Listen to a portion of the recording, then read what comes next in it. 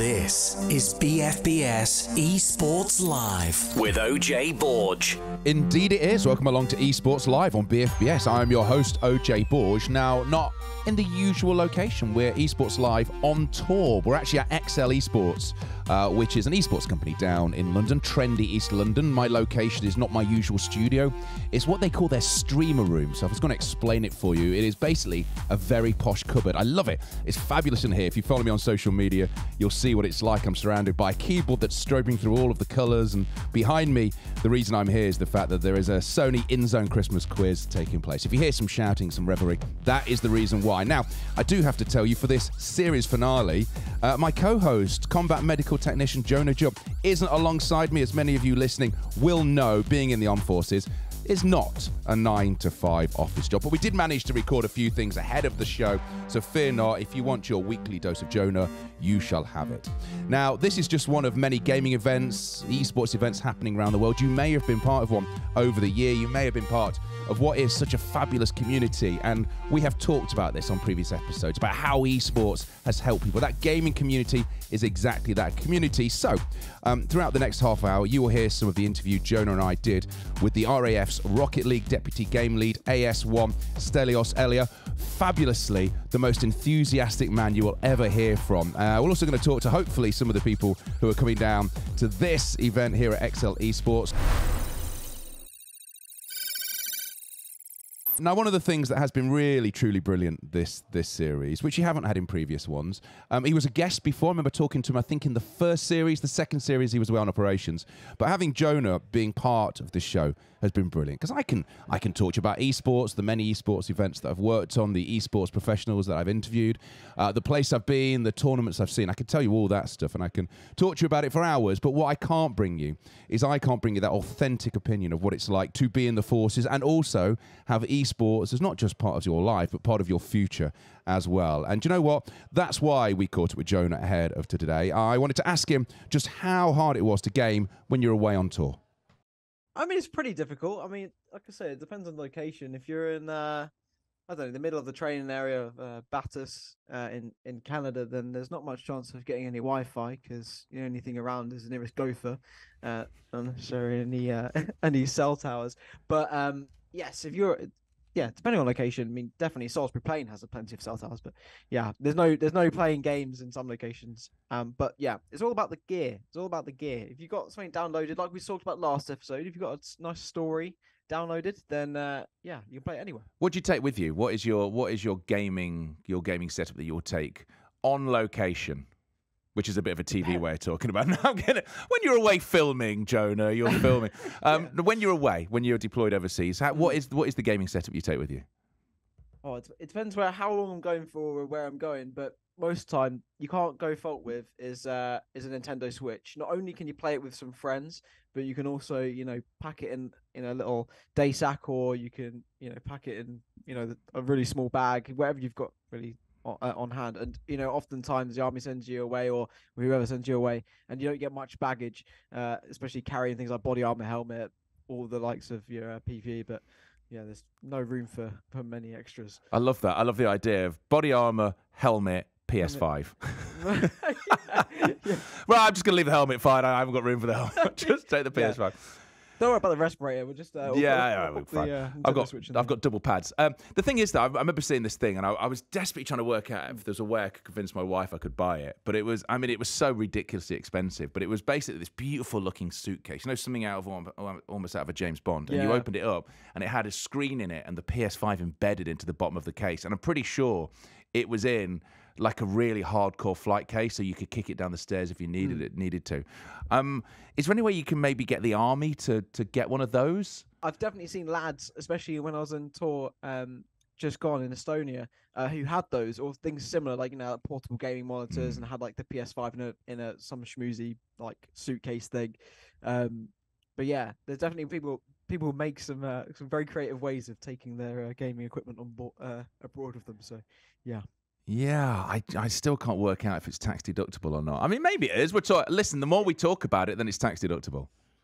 Yeah, exactly. I mean, definitely, but plenty of people, if they're overseas for more than 6 months at a time, yeah, definitely get some big purchases in. If you were heading out on a tour, what game would you play? What's the game you're playing right now? What would you recommend people if they are heading away? If there was one game you'd recommend, what would it be? One game that you can never go wrong Yeah. with is Mario Kart. Let's It be real. is. You know, you don't need any internet. You can play it with your friends. It's been got, like I said, Nintendo Switch. You've got that with you. Play it with the lads. Have a bit of a competition. And yeah, you can't really go wrong with it. To be honest. It's easy to play. I bought a Switch and I was like, oh, and I've bought Mario Odyssey. And I'm an adult. Why am I playing this game? And I got on a flight and I was heading to LA. And I sat down. I was like, oh, I play real games like Call of Duty and Counter-Strike. And I sat down and I turned it on. And I don't think I got up for the toilet. I don't think I closed my eyes. I don't think I blinked. I played the entire game all the way to LA. And it was one of the greatest gaming moments of my life. Now, a game that I am very honest about, it drives me absolutely crazy. I'm always about 0.5 a second behind wherever the ball is, and that is Rocket League. So let's talk to the REF's Rocket League Deputy Game League. That is AS1 Stelios Elia. And myself and my man Jonah, we caught up with him ahead of today, and I started by asking Stelios, what makes a good Rocket League player?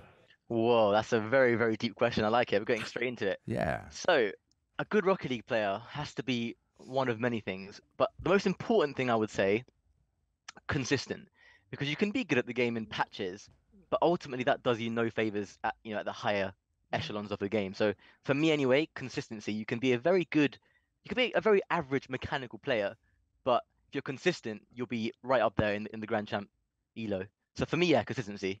Stelios, do you play the game with a mouse and keyboard? How did you know? Oh, because it's one of these things where if you're playing Rocket League with a mouse and keyboard, and believe me, if you've never seen Rocket League or played it, it's hard enough with a controller. I mean, what does playing it with a mouse and keyboard do for you other than looking like an absolute gamer?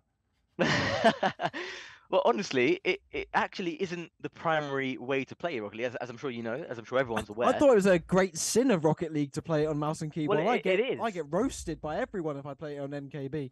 You're right. But an actual fact, I mean, you gain maybe slight advantages in the fact that every input that you do is binary. It's a 0 or a 1. It's exactly what it's going to do every time. Whereas on a controller, obviously, slight mistensions in your thumb will create a different reaction on the car. And so I guess you know what you're doing a bit more consistently, which ties into what I said earlier, on mouse and keyboard. However, for example, you can't look around your car on mouse and keyboard, or at least I haven't found the way to do that on mouse and keyboard. Whereas on controller, you can have a constant scan of your whole environment, and you can see where the opponents are, where your teammates are. You can't do that on mouse and keyboard. So you gain a little bit, you lose a little bit. You, of course, are second in command of the RAF's Rocket League. You've been doing that for 2 years. How vibrant is the league? How tough is the competition in there? Well, again, a good question. So it never was anywhere near as vibrant as it is now. Now is when we're really starting to grow as a community. We're 220 strong, and that includes not only RAF personnel, but of course our friends at the Royal Navy and the British Army, and of course civilian partners too. And we've actually, you join us on a good day because today is the opening day of our own in-house RAF league that hosts the Royal Navy, the British Army, and of course our civilian friends. And it's 10 teams in it right now. Literally, game day 1 is about to happen. After this, I'll be going live on our channel. Feel free to pop in if you like. And yeah, it's big. It's so much friendly rivalry between the services. It's a really high standard of play as well. And as well as the high levels of play, you do get the teams. It's almost like the Premier League in football, where you have the Manchester Cities and the Man Uniteds.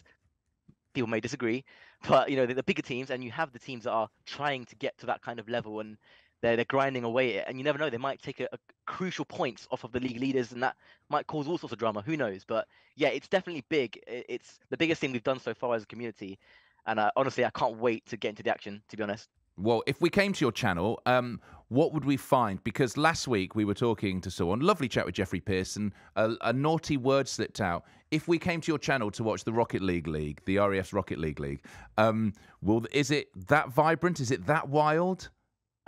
Different type of vibrant. Whoa, I mean, it depends what you classify as wild. But if we stick to let's stick to gaming and how gaming is concerned. It's pretty wild in the sense that you will see, really vibrant, flairful plays from the players. You'll see mistakes. You'll see all sorts of things that will genuinely entertain you. And of course, you have yours truly on the commentary box as well, looking as good as I do.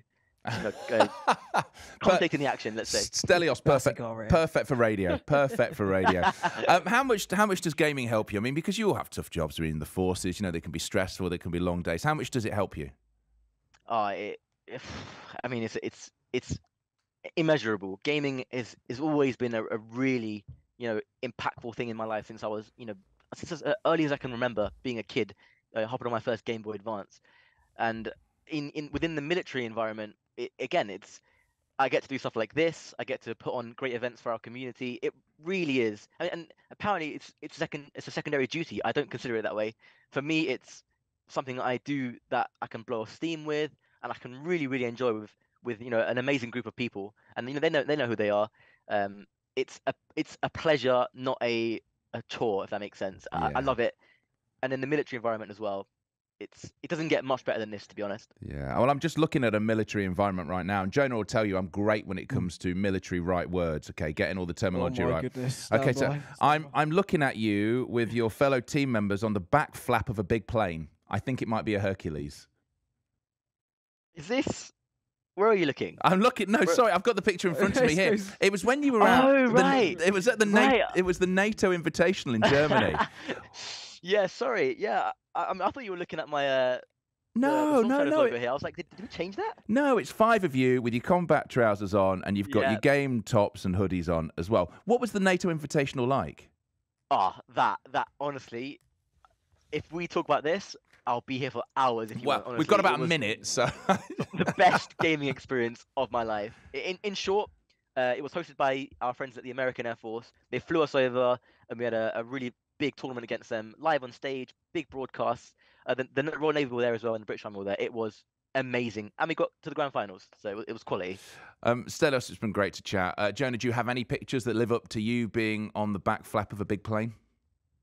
No, definitely not. I mean, the army doesn't have anything quite that large, but yeah, definitely me under a few bulldogs trying to twiddle some spanners. But yeah, but what about the cars you've been fixing? Lol. Stelios, Stelios, thank you so much for joining us. It's been absolutely great to chat to you, and good luck for the Rocket League that's going on. Thank you. All the best, guys. Take care. Now, it is slightly gutting that Jonah isn't with us for this final episode. Of course, he's been part of every show so far in this series. But I did chat to him, and you know what? I caught up, I asked him what's next for him and for Skol Esports. I mean, a lot of my time's been occupied by planning for next year. Yeah. I mean, we've got a lot of big things planned, getting ready for the next Insomnia at the end of next March, which we're looking forward to attending. And I'm pretty sure all the forces will be attending that one again. Don't quote me on that, but well, I feel like I'm going. I hope they would be. Well, I'm now going to quote you on it, but thank you so much for that. When you've got Skol Esports somewhere, and then you've got the British Army Esports Association or the RF, the rest of it, how does that work for you? Do you end up having split loyalties?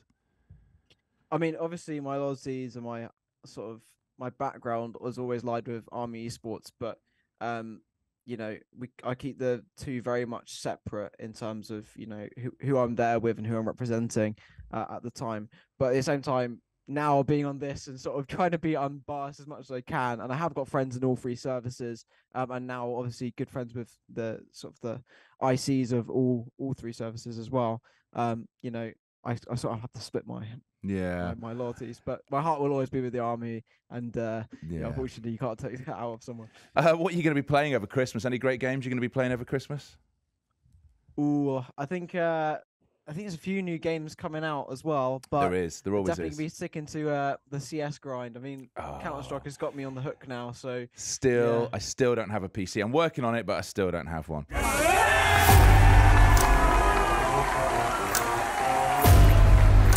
Yeah, definitely the Space Force. We're definitely going to provide the smoke for them today, and we're definitely taking our trophy home.